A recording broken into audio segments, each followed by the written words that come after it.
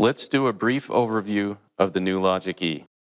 Each feature of the system will be covered in more detail at a later time. Lift the lid of the system.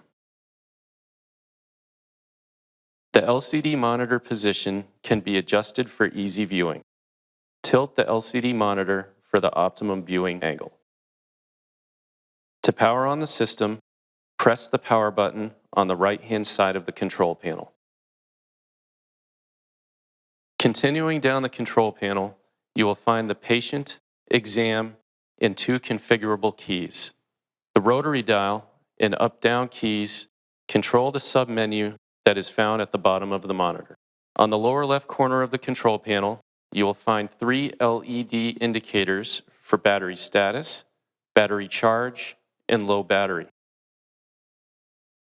Around the trackpad, you will find the cursor, clear, body pattern, measure, MD cursor, scan area, and set keys. At the top of the keyboard are a number of helpful function keys, some of which are configurable. F1, or Help, brings up an onboard user manual. F2, or Arrow key, places an arrow on the image allowing you to point out specific structures on an image, and the arrow can be stored with the image. F3, or Eject, to safely eject the USB, CD, or DVD within the system. F4, or Reverse, performs a left-right flip of the image. F5 through F12 are programmable keys that can be configured for different functions. This top row of the keyboard is also where you will find the App key.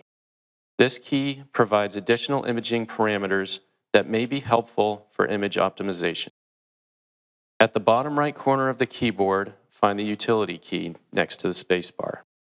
Up-down arrow keys for monitor brightness and right-left arrow keys for audio volume.